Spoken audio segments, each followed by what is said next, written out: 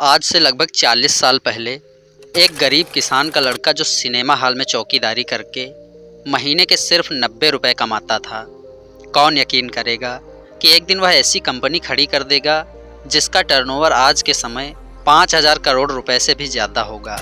सुनने में यह थोड़ी फिल्मी सी कहानी लगती होगी, लेकिन इसे सच कर दिखाया है 10वीं पास चंदू भाई वीरानी ने, जिनके पास एक समय किराए के लिए पैसे नहीं थे, लेकिन थिएटर की सीट साफ करके, फिल्मों के पोस्टर लगा के और कैंटीन में सैंडविच बेचकर यह गरीब लड़का आखिर इतना सफल कैसे हो गया कि गुजरात की सबसे बड़ी कंपनी बालाजी वेफर्स का मालिक बन बैठा।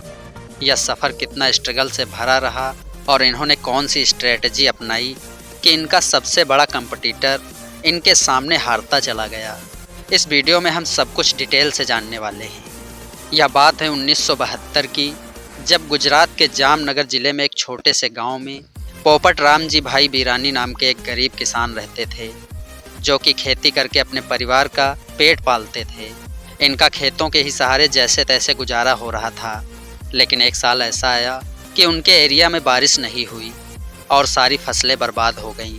और फिर इसके बाद कभी सूखा तो कभी बिन मौसम बरसात के पोपट राम जी भाई और उनके परिवार का जीवन मुश्किल में डाल दिया था। और फिर इन्हीं सभी प्रॉब्लम से तंग आकर उन्होंने अपनी पुश्तैनी ज़मीन बेच दी और फिर मिले पैसों को अपने 3 बेटों चंदू भाई वीरानी, मैगजी भाई वीरानी और भीखू भाई वीरानी को बांट दिया, ताकि वे इनसे कोई अपना व्यापार शुरू कर सकें। पिता से पैसे मिलते ही 15 साल के चंदू भाई वीरानी अपने भाइयों को साथ लेकर राजकोट चले गए और वहां उन्होंने एग्रीकल्चर प्रोडक्ट और फार्म इक्विपमेंट का व्यापार शुरू किया।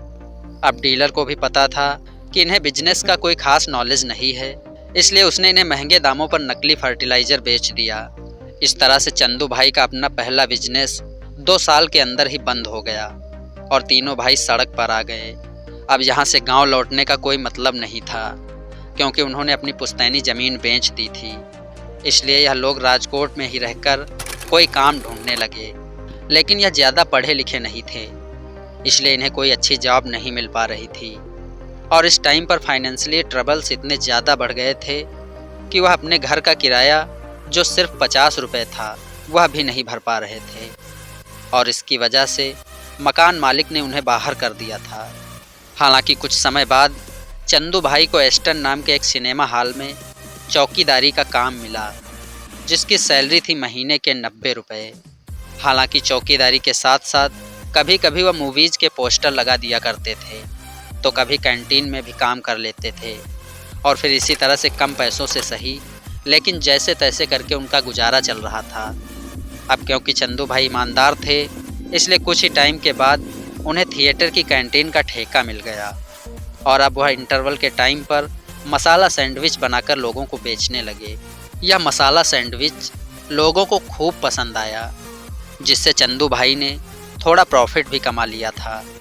और जब हालात थोड़े बेहतर हुए तो सन 1982 में चंदू भाई ने गांव से अपनी पूरी फैमिली को राजकोट बुला लिया और अब फैमिली के सभी मेंबर एक साथ मिलकर इस काम को आगे बढ़ाने लगे। पर दोस्तों, एक बहुत बड़ी प्रॉब्लम थी कि उनका सैंडविच आसपास में बहुत पॉपुलर हो गया था, लेकिन जो भी सैंडविच शाम में बच जाते थे उनमें अगले दिन फंगस लग जाता था और वह पूरी तरह से बर्बाद हो जाते थे। और इन डेली के नुकसान से चंदू भाई भी परेशान रहने लगे थे। और फिर इसी परेशानी के चलते उन्होंने कुछ सोच विचार शुरू की कि आखिर ऐसा क्या बेचा जाए जो कई दिनों तक ख़राब ना हो। इसी दौरान चंदू भाई को आलू के वेफर्स बनाने का आइडिया आया। चंदू भाई ने आलू के पतले चिप्स किसी वेंडर से ख़रीदने की डील की और अपने कैंटीन में बेचने लगे। लेकिन आगे चलकर इस बिजनेस में भी उन्हें एक प्रॉब्लम फेस करनी पड़ी कि वेंडर टाइम पर उन्हें सप्लाई नहीं करता था और फिर जब लोग इंटरवल में आकर चिप्स मांगते थे तो कई बार वह कैंटीन में अवेलेबल नहीं हो पाते थे। कभी सप्लाई में डिले और कभी टूटे फूटे पोटैटो वेफर्स की वजह से चंदू भाई बहुत ज़्यादा तंग आ गए थे। और फिर उन्होंने सोचा कि अब वह किसी वेंडर के भरोसे न रहकर खुद का ही चिप्स बनाकर बेचेंगे। उस टाइम पर चंदू भाई के पास सिर्फ 10,000 रुपये की सेविंग थी और इन्हीं पैसों की मदद से अपने बरामदे में एक छोटा सा टीन शेड लगाया और रात में कैंटीन बंद करने के बाद पोटैटो वेपर्स खुद ही बनाने लगे।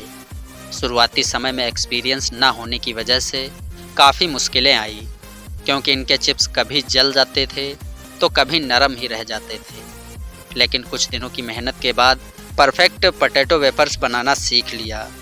अब घर ही इन चिप्स को बनाने की वजह से चंदू भाई क्वालिटी को भी कंट्रोल कर पाए, जिसकी वजह से इनकी बिक्री काफ़ी तेज़ी से बढ़ने लगी। इनके पोटैटो वेफर्स की लोकप्रियता को देखकर थिएटर के ऑनर ने चंदू भाई के साथ पार्टनरशिप कर ली और जल्द ही यह 3 अलग अलग थिएटर्स की कैंटीन को भी चलाने लगे। इस तरह से चंदू भाई का काम निकल पड़ा और इनके पोटैटो वेफर्स की डिमांड बढ़ती ही चली गई।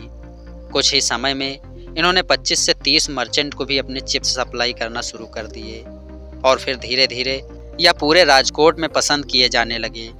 लेकिन दोस्तों, मार्केट में और भी कई सारे लोग थे जो आलू के वेपर्स बनाकर बेच रहे थे।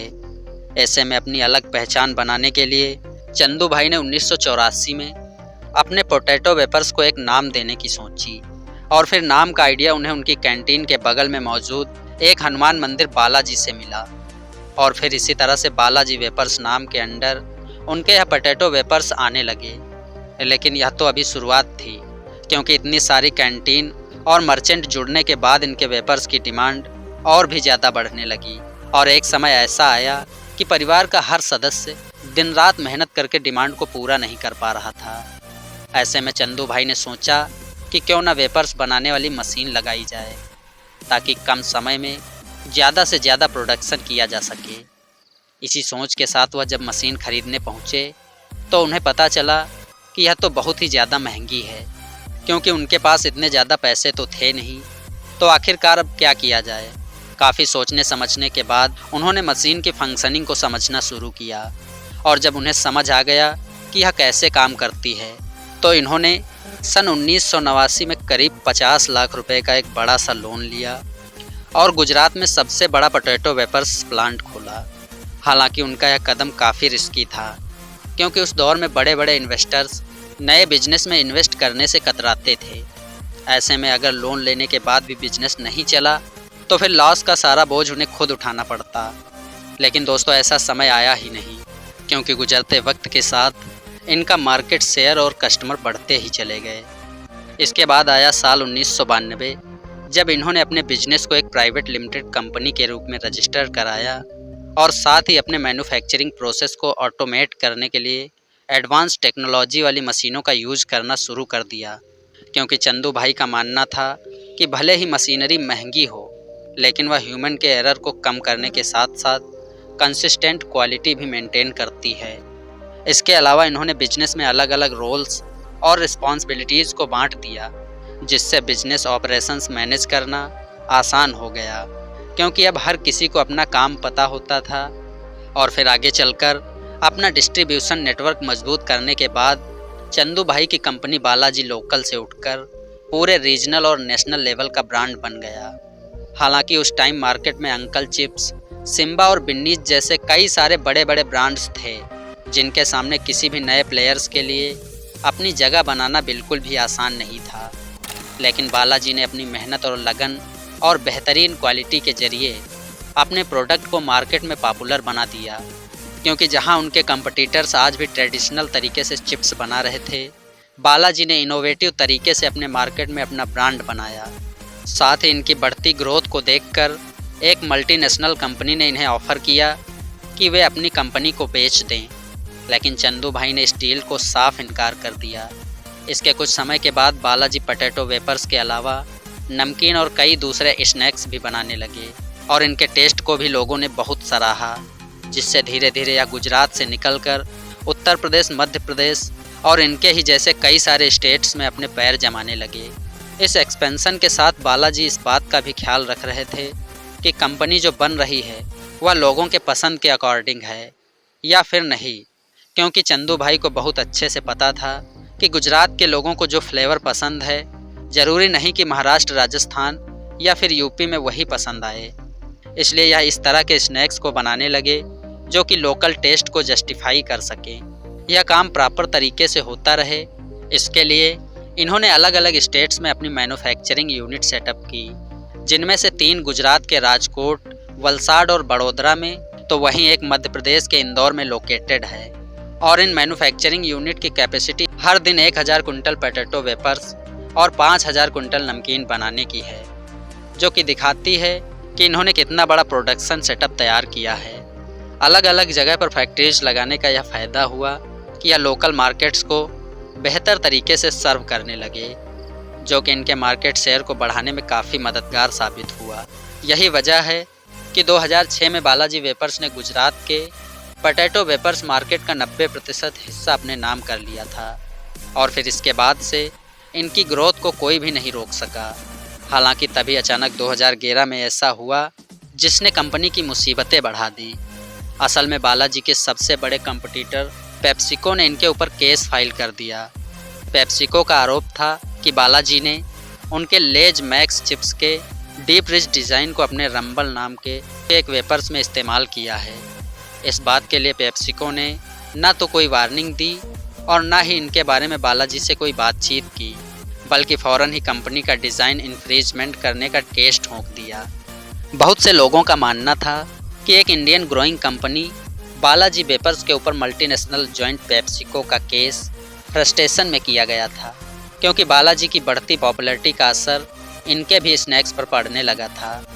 खैर, रीज़न जो भी हो, पर चंदू भाई ने हार नहीं मानी और इन्होंने पेप्सिको के एलिगेशंस का सामना किया और कोर्ट में आर्ग्यू किया कि पेप्सिको इन्हें सिर्फ इसलिए टारगेट कर रही है क्योंकि बालाजी वेपर्स की ग्रोथ बढ़ती जा रही है।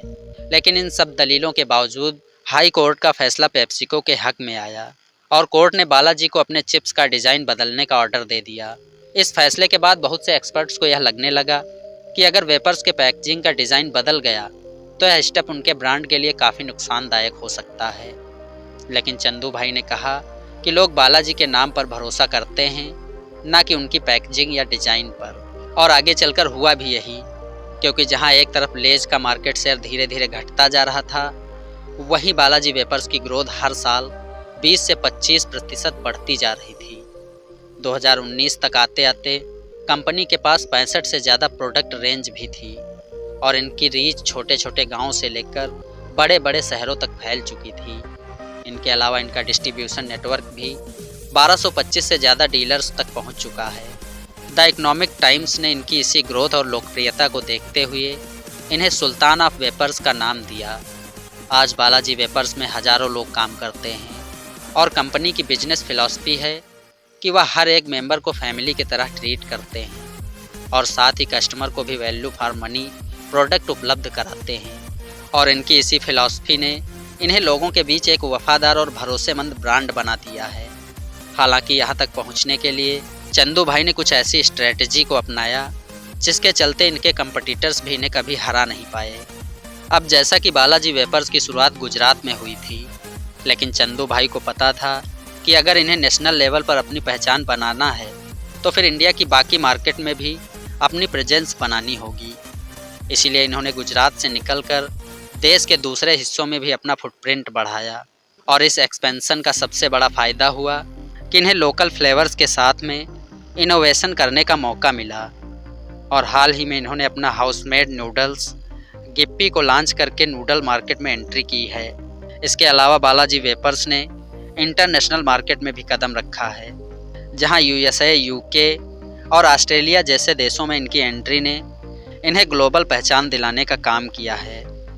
दूसरी स्ट्रेटजी है variety of products and innovations.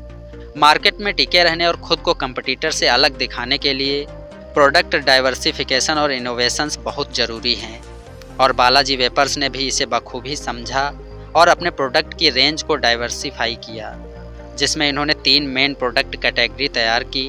पहला है वेपर्स स्नैक्स, जिसमें 12 प्रोडक्ट आते हैं और यह वह स्नैक्स हैं जो कि ज़्यादातर यंग जनरेशन और अर्बन क्राउड को पूरी तरह से टारगेट करते हैं। दूसरा है नमकीन, जो कि भारतीय घरों में बहुत पॉपुलर है, खासकर चाय के टाइम पर स्नैक्स के रूप में, और इस कैटेगरी में उन्होंने 23 प्रोडक्ट लॉन्च किए हैं।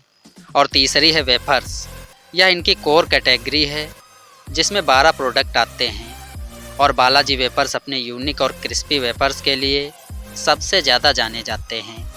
और कुछ इस तरह से इनकी थर्ड स्ट्रेटजी है यूज ऑफ टेक्नोलॉजी, चंदू भाई शुरुआत में सब कुछ अपने हाथों से किया करते थे, चाहे वेफर्स को फ्राई करना हो या उन्हें पैकेजिंग करना हो। लेकिन इन्होंने जल्दी ही यह समझ लिया था कि मैनुअल काम करने में कंसिस्टेंसी की कमी होती है और इससे प्रोडक्ट की सेल्फ लाइफ भी कम हो जाती है।